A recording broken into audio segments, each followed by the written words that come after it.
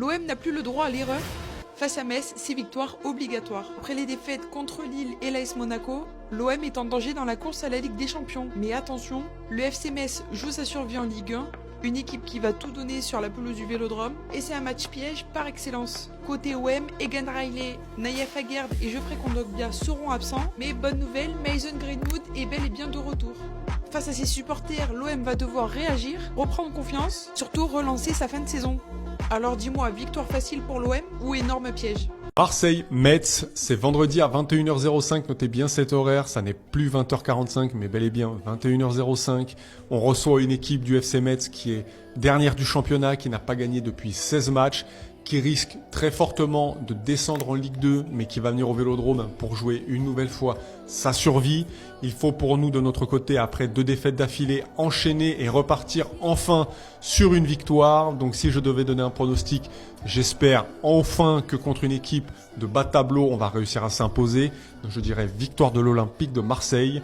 Et toi, que penses-tu de ce match et est-ce que tu penses que l'Olympique de Marseille va s'imposer? Mon shooter est de retour ce soir, les gars. Mon shooter est de retour ce soir, les gars. Mon shooter est de retour ce soir, les gars. 25 kills à son actif cette saison. Pow. Il est de retour ce soir, les gars. 25 kills à son actif cette saison. Il n'y a aucun ailier en Europe qui fait mieux. Aucun ailier en Europe ne fait mieux. Il est de retour. Il m'avait manqué contre Monaco. Il m'avait manqué contre Monaco. Avec lui contre Monaco, l'issue du match aurait été différent. L'issue du match aurait été différent. Bon, après, Pavard, mais voilà. Ça aurait été peut-être été différent. Et moi, j'ai une mission pour lui ce soir. Mon shooter, j'ai une mission pour toi ce soir. Durant ton absence, certaines personnes se sont permises certaines choses. Certaines personnes se sont permises certaines choses. Le Paul Panicelli. Le Paul Panicelli. Comme tu n'étais pas là, papa n'était pas là, ils étaient en train de faire la fête dans la maison. Est-ce que c'est normal ça? Papa n'est pas là, on organise une soirée à la maison. C'est pas normal ça. Donc, ils ont pris la décision de te distancer. Non, on fait pas ça. Moi, j'ai une mission pour toi ce soir. Mon shooter. Voilà le classement. 16 buts, 15 buts. Qu'est-ce que tu dis? Qu'est-ce que tu dis? Minimum triplé ce soir ou quoi? Minimum triplé ce soir ou quoi? Ta mission en tout cas, reprends ta position s'il te plaît. Reprends ta position. Deuxième là, moi j'aime pas te voir là. Reprends ta place s'il te plaît. Reprends ta place. Non, plus sérieusement, en vrai, ça fait plaisir de le revoir. Ça fait plaisir de le revoir. Il m'avait manqué contre Monaco. Maintenant, à voir est-ce qu'il va débuter le match. Parce que Habibé avait dit que voilà, il était encore un peu... il n'était pas encore à 100%. Donc à voir s'il va débuter le match. J'espère. Mais ça fait plaisir de le revoir. Mon shooter. Ah, je m'attendais à des annonces de fou. Je viens de regarder la conférence de presse de Franck McCourt.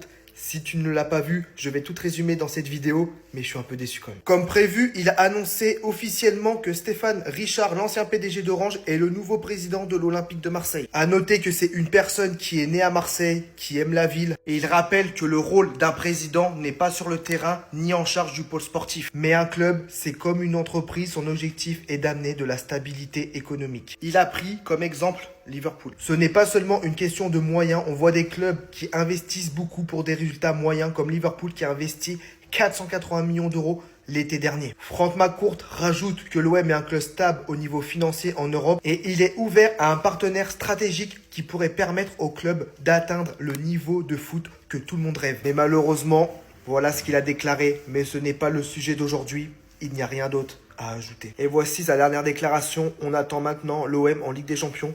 Mon ambition est d'être propriétaire de l'OM pendant très longtemps. Donc, vous l'aurez compris, la qualification de la Ligue des Champions est importante pour la suite. Mais pour le moment, aucune folie n'est à prévoir. Et voilà ce que je redoutais, une conférence de presse, une énorme attente, des rumeurs, etc. juste pour ça.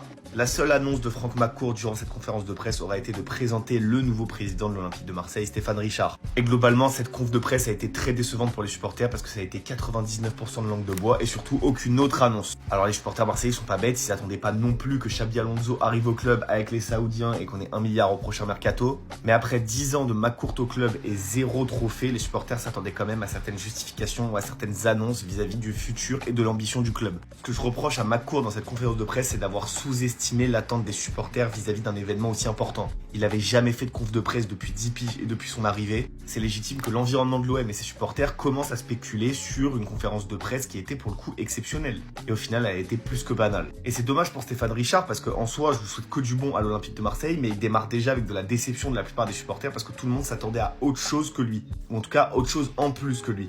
RAS les gars, circulez, y a rien à voir, on remballe. L'OM ne changera pas d'air pour le moment. Bonjour les gâtés, aujourd'hui c'est la minute 11 probable du match OM-Metz. Et aujourd'hui c'est match les gâtés.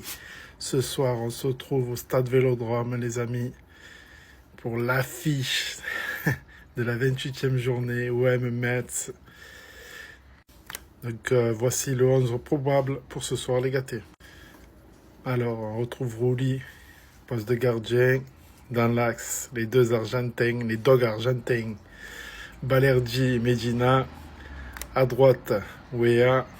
À gauche, Emerson. Milieu de terrain, Hochberg, Timber, Nwaneri en 10. Enfin, notre Greenwood en poste ailier droit. Pexao à gauche et Gouiri dans l'axe. Moi, je trouve que c'est une très belle compo. Bah, par nos deux dogs argentins derrière, c'est plutôt des caniches, on va dire. Mais autrement, je suis assez satisfait de la compo. Donc, dites-moi en commentaire ce que vous en pensez, les gâtés. Et ce soir, il nous faut les 3 points. Il n'y a pas d'autre solution que les 3 points et la victoire obligatoire. Et du jeu, j'espère. Donc, Forza OM, allez l'OM.